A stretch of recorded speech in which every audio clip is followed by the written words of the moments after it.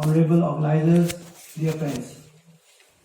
I'm truly honored, privileged and humbled to be with you all in this August gathering on the occasion of the 8th International Gita Seminar. My respectful pranam and namaskar to you. I'm a mere student trying to understand the vast ocean of knowledge in the Bhagwad Gita, and my learning will need several lifetimes to grasp even a small part of it. Today, I will share with you a short presentation of how Bhagwad Gita can be instrumental in creating Vasudhaiva Kutumbkam, with whom I am learning so much, but specifically the young generation, who, if tapped properly, I feel, can be leveraged to become catalysts of change for re-emergence of Vedic way of life. So it's the young crowd which I would be very much wanting to, address. My respectful regards to the giants of Vedic knowledge like Sir Jeffrey Armstrong and Neil Bhatt and other learned speakers on the dais. On their shoulders, we all hope to stand and look at the future of Vedic life ahead of us. So with your permission, I will just start the presentation. Namaskar. It's my proud privilege to give you this presentation. As you all know, the topic of the presentation is how we can achieve Vasudhaiva Kutumbkam from the teachings of Bhagwad Gita.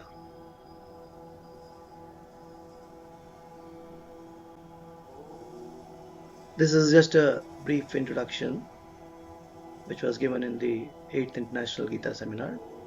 Most of you are aware I am a mechanical engineer. I am from Cal. Recently awarded the doctorate in music therapy and life coach. I was proudly, a part of the startup journey and have been awarded the Pride of India as a startup coach in 2022.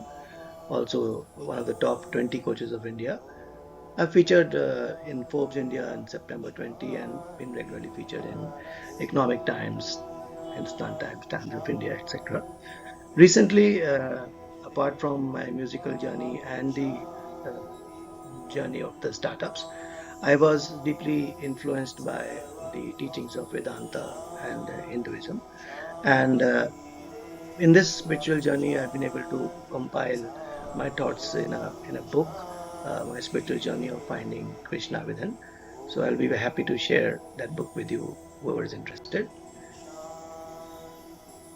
As we all know, the Bhagwad Gita and its various chapters gives us the teachings of tolerance, compassion towards all, non-violence in thoughts, words and deeds, enmity with none, friendly towards all, the body being less than senses, being less than mind, and less than intelligence, and above all is the God.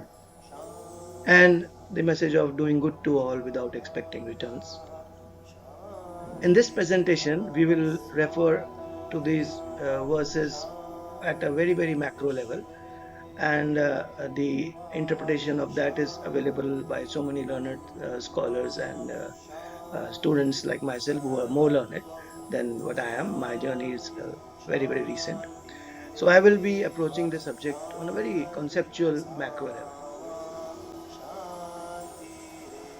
The present scenario of this world is, if you can describe it as in one word, is of intolerance. This is what the present world looks like, and the way to achieve what Vasudhaiva Kutumbkam is by self-realization by the Bhagwad Gita. This is the essence of the presentation I am giving to you, and by Bhagwad Gita, Vasudhaiva Kutumbkam, the dream that we all have is going to be successful.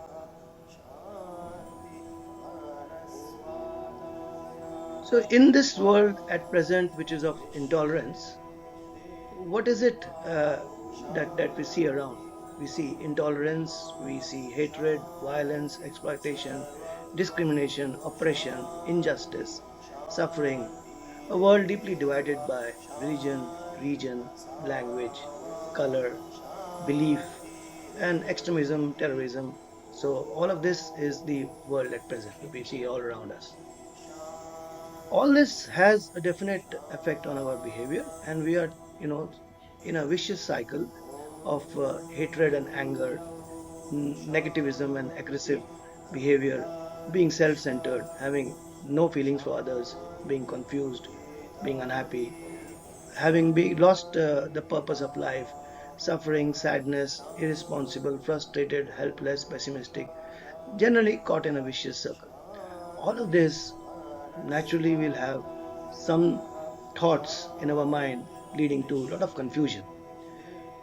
So what is the purpose of my life? At various stages we will have this question cropping up: who am I? Where do I come from? Where will I go? Who is God? Even what is God? What is my relationship with God? How do I revive that relationship? Why is there so much suffering all around? How can I end this suffering? Why there's so much chaos all around? What should I do to help? Generally, cry for help.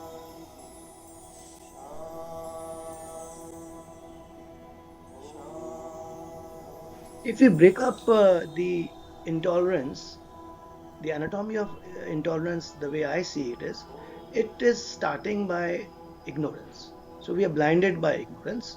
This leads to all of us having distorted views. And with distorted views, we crave for self-importance. So I, me, myself become the prime objective of our life. With this, because this never happens, so we have a feeling of anger. With the anger, it comes delusion, and we are then easily misled by so many, people who are wanting to mislead us by having vested interest in the mind. With this, we have a sense of bewilderment, and then the mind becomes impure, and we forget our duty as prescribed by the ancient text, the values given by our parents, all of that. Our intelligence is lost, and we cannot discriminate between good and bad. When this happens, we do sinful acts. So this is the anatomy of intolerance. So sinful acts, because of intolerance, are done when we are not in control of our desires, senses, thoughts, and action. And to have equanimity and equipoise, tolerance, kindness, love, and compassion towards all, which is the basic essence of Vasudhaiva Kutumbkam, we need to understand the divineness and purity in ourselves. And then we have to see the vision of God in all things and the vision of all things in God. So this is where Gita comes in. As we are all aware, all ancient uh, texts of Hinduism, Vedas and the Upanishads and Puranas. So all ancient texts, if they be the cow, the milk of the cow, if we can consider as Gita, the calf who gets the first drink, as you can see in the picture, is Arjun, and all those who drink are the worshippers like us. And the Gita accepts the spiritual knowledge of the Vedas and Upanishads in its entirety. So there is no conflict when we quote Gita, because Gita in various verses will believe that whatever said in the Vedas and Upanishads is sacrosanct. So many teachings of the Vedas Upanishads are there in the Gita. So with this knowledge and wisdom of Gita, we can take the help to cleanse our minds and hearts. So basically, through the Gita, we have to go through a path of self-realization. In fact, the definition of Hinduism is that it motivates every one of us to transcend an individual journey of self-realization, in which we find that there is a divineness in all of us. So this is exactly what it means. So Gita, as we all know, is the song of God. It's a manual of mankind. It's a guidebook for humanity. It will purify our heart, cleanses all our sins, makes us free from all the sorrows, and prescribes means to achieve godliness. And it accepts all the teachings of the Vedas and Upanishads, and leads us finally to self-realization. So with this self-realization, life will become auspicious. We will be happy, fearless. We have clarity of thought. We will be peaceful. It will purify our heart, cleanse our sins, and make us free from lamentation and sorrow. And generally, we will be enlightened. So once we achieve this stage, that is that we are self-realized, find the divineness in us. So we will be encouraging the tolerance of differences. We will find the sameness in people all around us and not differences. We'll be emphasizing on the global perspective instead of regional narrow outlooks. We'll be prioritizing harmony and collective well-being over individual or family interest or assertion of one group, which is the theme and the narrative which is going on, unfortunately, all over around us. And we'll be encouraged to think about the welfare of others, fostering global solidarity, responsibility, which was also the theme of G20, in which India was the proud host, addressing crucial issues like climate change, sustainable development, and finally leading to a world with no conflicts, global peace and prosperity of all, harmony in relations, mutual trust and respect. So Vasudhaiva Kutumbkam will become a world where peace is the religion, love is the language, truth is the action, happiness is a way of living, and there is tolerance, kindness, compassion, understanding, and equality. And there's no hatred, discrimination, injustice. So all of this will lead to Vasudhaiva Kutumbakam, and it is mentioned not only in the Gita, also in the Maha Upanishad, as you can see.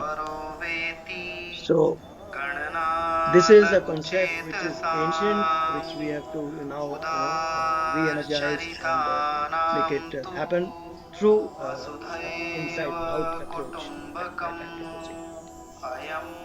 So basically, the Upanishad verse means that whatever is mine, if we are just limited in our thoughts to that small thinking, it will be not good. And the ones who are wanting to encompass their whole world in their thinking is making the whole world one big family of Vasudhaiva Kutumbakam. There are many verses in the Upanishads which refer to peace and world unity either directly or indirectly.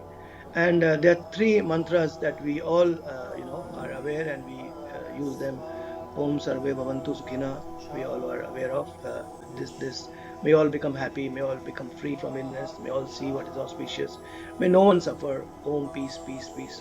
What else could mantra like this? It's not for me or my family or my country. It's for everyone. So this is what even as ancient sages, rishis of our ancient times have said.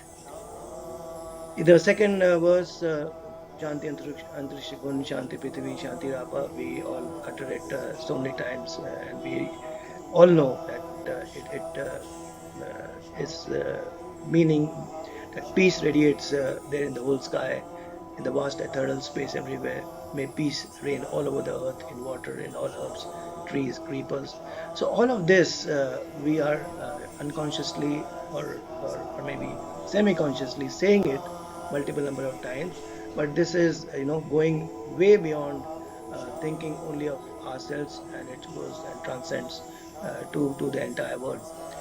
Of course, Om Sena Bhavatu Sarabhanaktu is another such verse that may be all learned together. So there is a inclusiveness in all these ancient verses of the Upanishads, and we are all, very, very lucky and proud to be born in this ancient land and have these values imbibed in our DNA, and the young generation to now, take it forward. So basically, the journey from hate and intolerance to oneness and believing that the world is one family of Vasudhaiva Kutumbakam in the life cycle will go through various choices in life, which I urge the youth to make. Basically, the first choice is the best use of your time. It is the only resource which is irreversible and depreciating all the while. So, best use of your time, best use of our mind and intellect. Gita is one handbook which is available to all of us, and we should make full utilization of this opportunity that is with us. Through Gita, we will have self-realization, and through self-realization, we will have a greater purpose of life, which will lead to Vasudhaiva Kutumbkam. So, friends, I'm very honored to give this, a presentation to August gathering in the 8th Gita Seminar, and I must, feel very thankful to the organizers and also humbled by the great scholars which I've been interacted with, and I will be surely learning from them in the future period of my life. Thank you so much. God bless. Om Shanti, Shanti, Shanti.